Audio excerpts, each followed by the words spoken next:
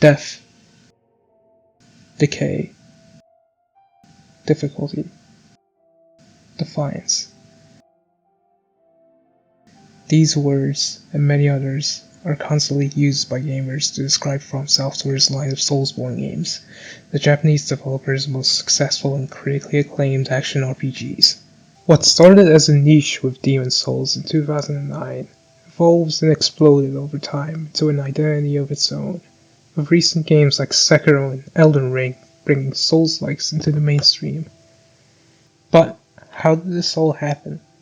What message do these games deliver to players that resonate so deeply?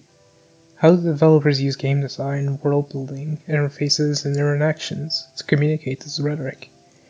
That's the purpose of this video essay.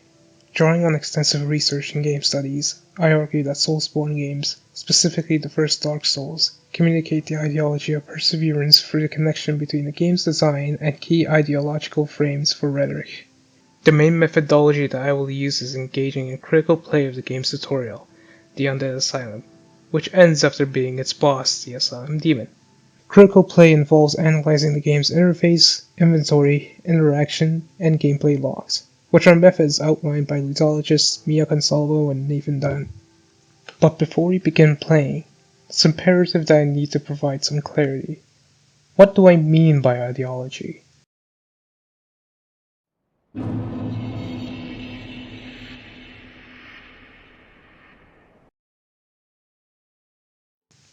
When I mention ideology in this video, I'm not necessarily referring to political ideology.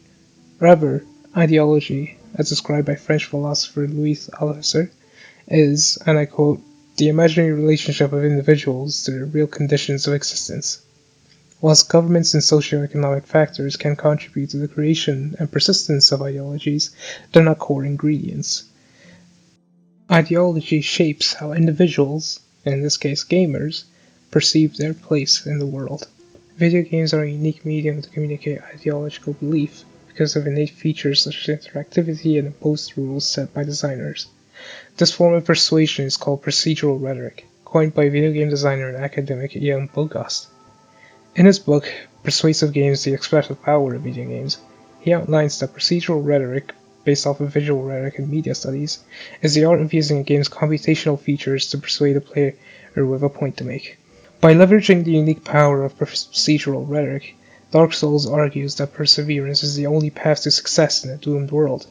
The game uses its systems to reinforce the necessity of meticulous effort, contest the modern gaming ideology of passive reward, and imply that true mastery comes from internalizing its lessons.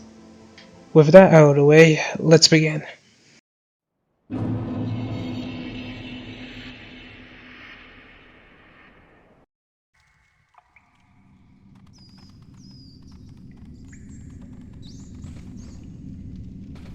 Yes, indeed. The dark sign brands the undead.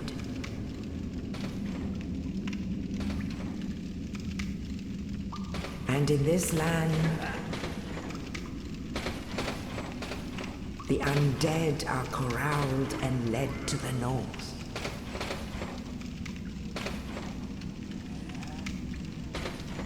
Where they are locked away to await the end of the world.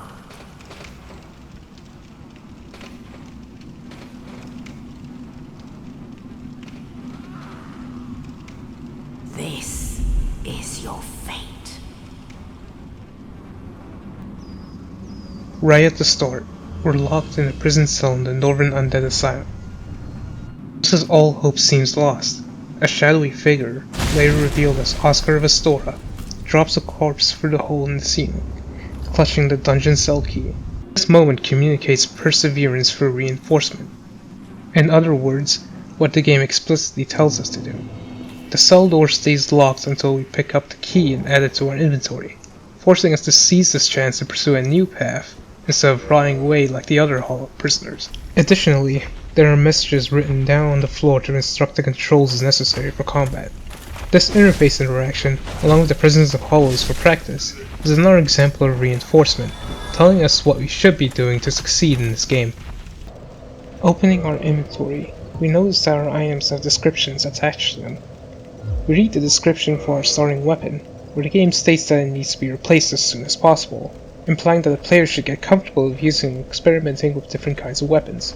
This is another instance of reinforcement, which proves useful for our first boss, the Asylum Demon. Even when we use our powerful black fire bombs to deal damage, we realize that it isn't worth the risk of dying and running out of a precious resource. Our starting weapon is too weak to kill the boss, so we're forced to escaping away to come back later. This event is the first case of contestation within Dark Souls, which is when the game uses mechanics to set up an expectation, but ends up questioning and subverts that expectation instead of fulfilling it.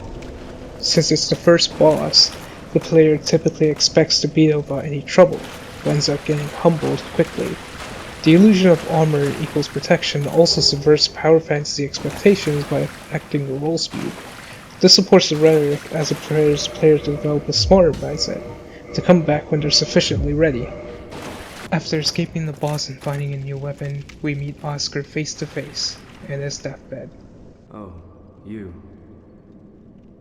You're no hollow. Thank goodness. I'm done for, I'm afraid. I'll die soon, then lose my sanity. I wish to ask something of you. You and I, we're both undead. Hear me out, will you? Regrettably, I have failed in my mission, but perhaps you can keep the torch lit. There is an old saying in my family, thou who art undead art chosen, and thine exodus from the undead asylum maketh pilgrimage to the land of ancient lords. When thou ringeth the bell of awakening, the fate of the undead thou shalt know. Well, now you know, and I can die with hope in my heart. Oh, one more thing. Here, take this. An Estus flask. An undead favorite. Oh, and this. Now I must bid farewell. I would hate to harm you after death. So go now, and thank you. This interaction promotes perseverance for fellowship and shared suffering.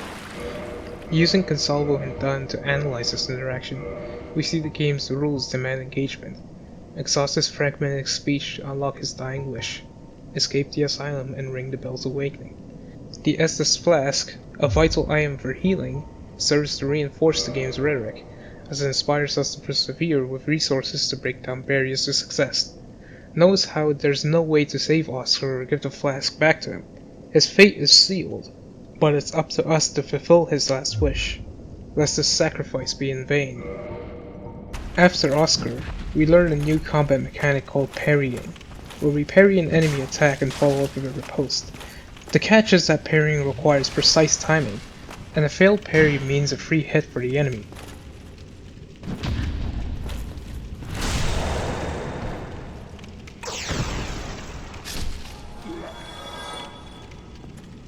A bloodstain on the ground tells the tale of another player, in the form of a ghost, attempting to parry but ultimately failing. The existence of bloodstains is an example of how the game implicates this core rhetoric, revealing itself through continuous action. Tom Van Nieuwen's article, Playing the Panopticon, Procedural Surveillance in Dark Souls, argues that mechanics such as bloodstains and player messages imply surveillance and playful humor between each other. This elevates the perseverance rhetoric because we're reminded that we're not alone in this grueling journey. Others share our struggles, goals, and failures. Learning from their failed mistakes, like a botched parry, builds our own resilience, pushing us to adapt, persevere, and finally topple the Asylum Demon.